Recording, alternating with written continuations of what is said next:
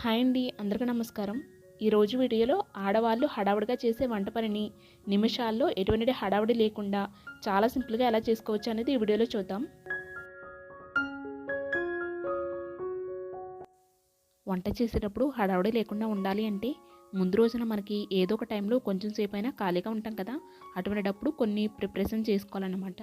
అవి ఏంటి అనేది, అలాగే అవి చేసుకోవడం వల్ల మనకి ఎలా యూజ్ అవుతుంది అనేది కూడా ఈ వీడియోలో షేర్ చేస్తాను. ఫస్ట్ అయితే నేను దొండకాయల్ని వాటర్లో వేసుకుని అలాగే సాల్ట్ కూడా వేసుకుని కొంతసేపు అయితే నానబెట్టుకుంటున్నాను. ఇలా చేస్తే వీటిపైన ఉన్న డస్ట్ కానీ జిగురు కానీ అంతా పోతుంది. అలాగే నెక్స్ట్ డే మార్నింగ్ బ్రేక్ఫాస్ట్లోకి కొత్తిమీరతో చట్నీ చేస్తాను. అందుకని ఇప్పుడు కొత్తిమీరను కూడా తీసుకుని కట్ చేసుకుంటున్నాను. ఇలా కట్ చేసుకున్న కొత్తిమీరను కూడా సాల్ట్ వేసుకుని వాటర్తో శుభ్రంగా కడుక్కుంటున్నాను.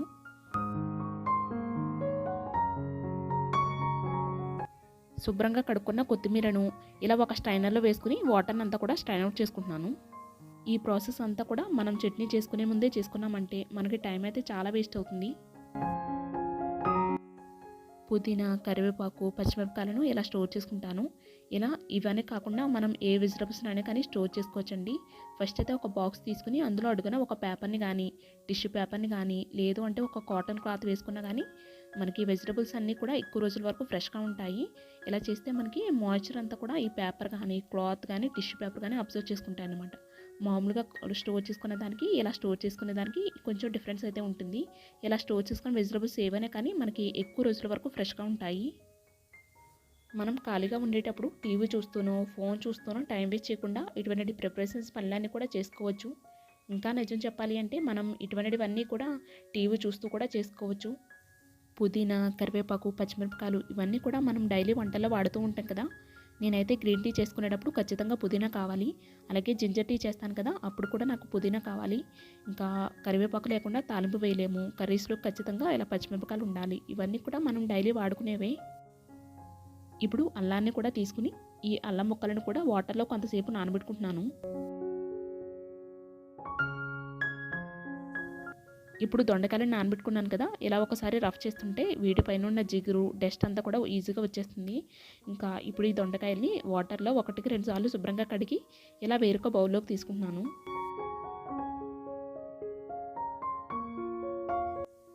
నెక్స్ట్ డే మార్నింగ్ లంచ్లోకి పప్పు గోంగూర కర్రీ చేద్దాం అనుకుంటున్నాను. అందుకని ఇప్పుడు గోంగూర ఆకుల్ని కూడా కట్ చేసుకుంటున్నాను. ఇప్పుడు నేను చేసుకుంటున్న ప్రిపరేషన్స్ అన్నీ కూడా నెక్స్ట్ డే మార్నింగ్కి నాకైతే చాలా హెల్ప్ అవుతాయి. ఎందుకంటే నేను ఉదయాన్నే బ్రేక్ఫాస్ట్ లంచ్ కూడా ప్రిపేర్ చేయాలి. అది కూడా 7:30 లోపే కంప్లీట్ చేయాలి. కాబట్టి ఇటువంటి ప్రిపరేషన్ చేయకపోతే నేనైతే టైంకి అన్నీ కూడా చేయలేను.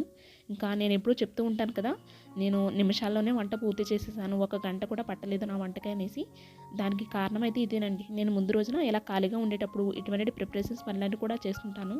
అందుకనే టైంకి పిల్లలకి లంచ్ బ్రేక్ఫాస్ట్ కూడా పెట్టగలుగుతాను.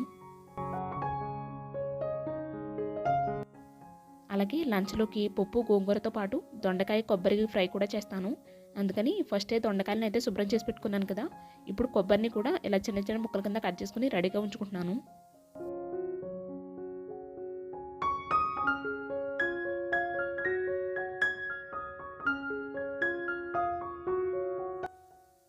ఇలా చిన్నగా కట్ చేసుకున్న కొబ్బరి ముక్కలను అన్నీ కూడా ఒక బాక్స్లో వేసుకుని స్టోర్ చేసుకుంటున్నాను.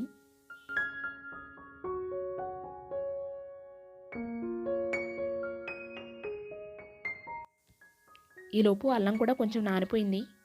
మనం ఇలా ఫింగర్స్తో ఇలా రఫ్ చేస్తూ ఉంటే దీనిపైన ఉన్న డస్ట్ అంతా కూడా సింపుల్గా వచ్చేస్తుందండి, ఇలా కొంతసేపు నానబెట్టుకోవడం వల్ల.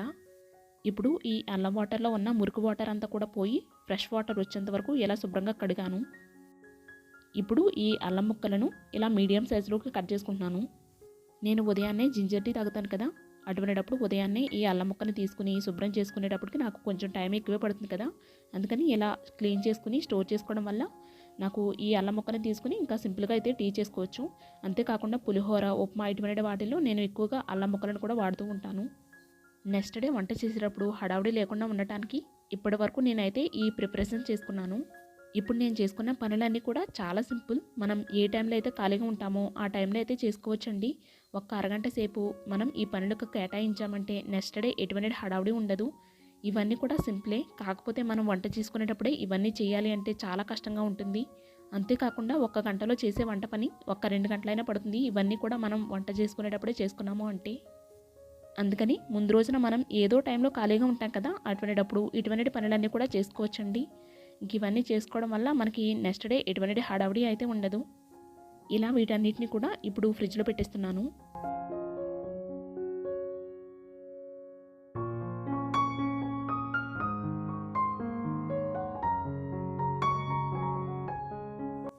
వీటన్నిటితో పాటు నెక్స్ట్ డే మార్నింగ్ మనకి హడావిడి లేకుండా, అలాగే ఆలోచించవలసిన అవసరం లేకుండా ఉండాలి అంటే ఇలా ఏదో ఒక పిండిని, అంటే ఇడ్లీ పిండి కానీ దోశ పిండిని కానీ మనం ఫ్రిడ్జ్లో పెట్టుకుని స్టోర్ చేసుకున్నాము అంటే నెక్స్ట్ డే మార్నింగ్ బ్రేక్ఫాస్ట్ కోసం ఆలోచించవలసిన అవసరం ఉండదు. ఈ పిండిని సింపుల్గా తీసుకుని బ్రేక్ఫాస్ట్ రెడీ చేయొచ్చు. ఇక్కడ నుంచి అయితే నెక్స్ట్ డే మార్నింగ్ అండి ఇవన్నీ ప్రిపేర్ చేసుకుని ఉంచుకోవడం వల్ల నాకు వంట ఎంత సింపుల్గా అయిపోయింది అనేది చూపిస్తాను. ఫస్ట్ కిచెన్లోకి వచ్చిన వెంటనే ఫ్రిడ్జ్లో నుంచి ఇవన్నీ తీసుకుని బయట పెట్టేస్తున్నాను.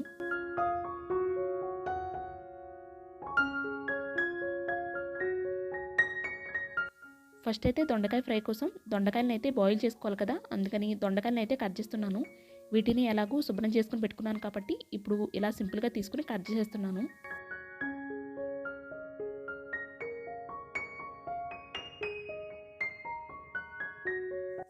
ఇలా కట్ చేసుకున్న దొండకాయ ముక్కల్లో కొద్దిగా వాటర్ అలాగే సాల్ట్ వేసుకుని బాయిల్ చేసుకుంటున్నాను.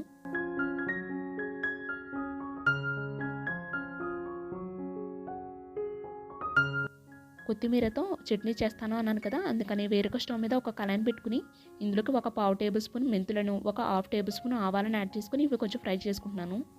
ఇవి కొంచెం ఫ్రై అయిన తర్వాత ఒక 2 టేబుల్ స్పూన్స్ వరకు ధనియాలను, 1 టేబుల్ స్పూన్ వరకు జీలకర్రను యాడ్ చేసుకుంటున్నాను.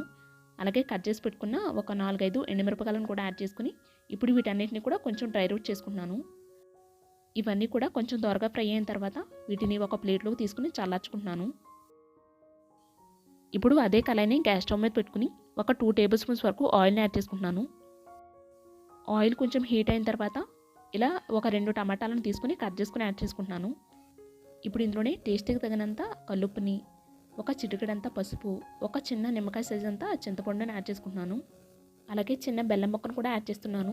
ఇలా కొంచెం బెల్లాన్ని యాడ్ చేయడం వల్ల పులుపుని, కారాన్ని బ్యాలెన్స్ చేస్తుంది. అలాగే క్రష్ చేసి పెట్టుకున్న వెల్లుల్లి రెబ్బలను కూడా యాడ్ చేస్తున్నాను. ఇప్పుడు అన్నీ కలిసినట్టుగా కలుపుకొని ఈ టమాటాను ఇలా 1 మినిట్ వరకు మగ్గించుకుంటున్నాను. ఇప్పుడు నేను చేస్తున్న కొత్తిమీర టమాటో చట్నీని అయితే వైట్ రైస్తోనైనా లేదు అంటే ఏ బ్రేక్ఫాస్ట్తో సర్వ్ చేసుకున్నా చాలా టేస్టీగా ఉంటుంది. టమాటా ముక్కలు కూడా ఇలా మగ్గిన తర్వాత ఇప్పుడు శుభ్రం చేసి పెట్టుకున్న కొత్తిమీరను కూడా తీసుకుని ఇందులోకి యాడ్ చేస్తున్నాను. ఈ కొత్తిమీరను ముందుగానే శుభ్రం చేసుకుని ఇలా స్టోర్ చేసుకున్నాను కదా, దీనివల్ల కొత్తిమీర అయితే చాలా ఫ్రెష్గా ఉంది. అలాగే ముందుగానే కొత్తిమీరను కూడా శుభ్రం చేసుకుని పెట్టుకోవడం వల్ల ఇప్పుడు చట్నీ చేయడం అయితే చాలా సింపుల్గా అయింది. కొత్తిమీరని యాడ్ చేసిన తర్వాత ఇందులో నుంచి వాటర్ వస్తుంది. ఆ వాటర్ అంతా కూడా ఎగిరిపోయి మనకి ఆయిల్ అంతా కూడా సపరేట్ అవుతూ ఉంటుంది. అప్పటి వరకు కూడా ఈ కొత్తిమీరను ఇలా ఆయిల్లో ఫ్రై చేసుకోవాలి. అప్పుడే టేస్ట్ అయితే బాగుంటుంది. ఇప్పుడు ఇలా ఆయిల్ సపరేట్ అవుతూ ఉంది కదా, ఇప్పుడు గ్యాస్ స్టవ్ ఆఫ్ చేసుకుని ఇది చల్లారేంత వరకు పక్కన పెట్టుకుంటున్నాను. ఈలోపు దొండకాయ ముక్కలు కూడా ఉడికిపోయినాయి. ఇప్పుడు గోంగూరను కూడా తీసుకుని 2-3 సార్లు వాటర్తో శుభ్రంగా కడిగి తీసుకుంటున్నాను.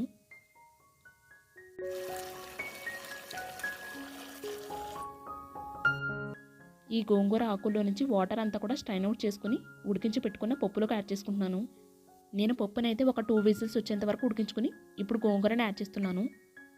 గోంగూర కూడా యాడ్ చేసిన తర్వాత ఇంకొక 2 విజిల్స్ వచ్చేంత వరకు ఉడికించుకుంటున్నాను. ఇప్పుడు దొండకాయ ముక్కల కోసం తాలింపు వేసుకుంటున్నాను. ఇలా తాలింపు అంతా కూడా బాగా ఫ్రై అయిన తర్వాత ఉడికించి పెట్టుకున్న దొండకాయ ముక్కల నుంచి వాటర్ అంతా కూడా స్ట్రైన్ అవుట్ చేసుకుని ఆ దొండకాయ ముక్కలను యాడ్ చేసుకుని వీటిని అయితే కొంచెం ఫ్రై చేసుకుంటున్నాను ఆయిల్లో. ఈలోపు చట్నీ కోసం ఫ్రై చేసి పెట్టుకున్న కొత్తిమీర, టమాటా ఇవన్నీ కూడా చల్లగా అయినాయి. ఇంకా చట్నీ కింద ఇలా మెత్తగా బ్లెండ్ చేసుకున్నాను. ఇందులో అయితే వాటర్నే యాడ్ చేయకుండా ఇలా కొంచెం గట్టిగానే బ్లెండ్ చేశాను. ఎందుకంటే దీన్ని అన్నంతో కూడా సర్వ్ చేసుకోవచ్చు అన్నాను కదా, అందుకని. ఇందులోకి ఫైనల్గా తాలింపు వేసుకుంటే టమాటో కొత్తిమీర చట్నీ అయితే రెడీ అయిపోయినట్లే. దీన్ని నేను బ్రేక్ఫాస్ట్లోకి సర్వ్ చేసుకోవాలి అనుకునేటప్పుడు ఇందులో నుంచి కొద్దిగా చట్నీని ఒక బౌల్లోకి తీసి అందులో కొద్దిగా వాటర్ వేసి కొంచెం పలచగా చేసి ఇంకా బ్రేక్ఫాస్ట్లోకి అయితే సర్వ్ చేస్తాను. ఇక్కడైతే పప్పు గోంగూర కూడా అయిపోయింది. ఇంకా దీనికి కూడా తాలింపు వేసేసుకుంటున్నాను.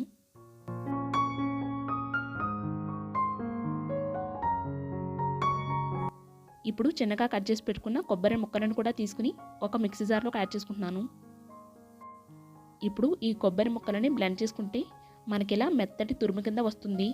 మన దగ్గర ఎక్కువ కొబ్బరి చిప్పలు ఉండేటప్పుడు ఇలా తురుము కింద చేసుకుని డీప్ ఫ్రిడ్జ్లో పెట్టుకుంటే ఆల్మోస్ట్ ఒక 10 to 15 డేస్ వరకు కూడా స్టోర్ చేసుకోవచ్చు. ఇప్పుడు ఈ కొబ్బరి తురుముని దొండకాయ ఫ్రైలోకి యాడ్ చేస్తున్నాను. ఈ కొబ్బరిని కూడా యాడ్ చేసిన తర్వాత ఒక 2 మినిట్స్ వరకు ఫ్రై చేసుకుంటే సరిపోతుంది.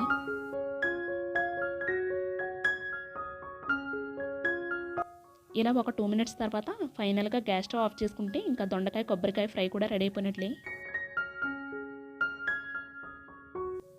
ఇంకా ఇప్పుడు ఫైనల్గా ఇడ్లీ పిండితో తపాలు వేస్తున్నాను పిల్లల కోసం. నేను ఖాళీగా ఉన్నప్పుడు చేసుకున్న కొన్ని ప్రిపరేషన్స్ పనుల వలన ఈరోజు పనులన్నీ కూడా చాలా సింపుల్గా చేసుకోగలిగాను, ఎటువంటి హడావుడి లేకుండా. సో ఫైనల్గా చూసారు కదండి, నేను ఖాళీగా ఉండేటప్పుడు చేసుకున్న కొన్ని ప్రిపరేషన్స్ వల్ల ఈరోజు పనులన్నీ కూడా చాలా సింపుల్గా చేసుకోగలిగాను. అలాగే నాకు టైం కూడా చాలా సేవ్ అయింది. ఐ హోప్ ఈ వీడియో మీకు నచ్చుతుంది అనుకుంటున్నాను. అలాగే ఎంతో కొంత యూజ్ అవుతుంది అనుకుంటున్నాను. వీడియో నచ్చినట్లయితే తప్పకుండా లైక్ చేయండి. అలాగే మన ఛానల్లో ఉండే మిగిలిన వీడియోస్ కూడా ఒకసారి చెక్ చేయండి. మీకు నచ్చినట్లయితే తప్పకుండా సబ్స్క్రైబ్ చేసుకోండి. మళ్ళీ నెక్స్ట్ వీడియోలో కలుద్దామండి. Thank you so much for watching.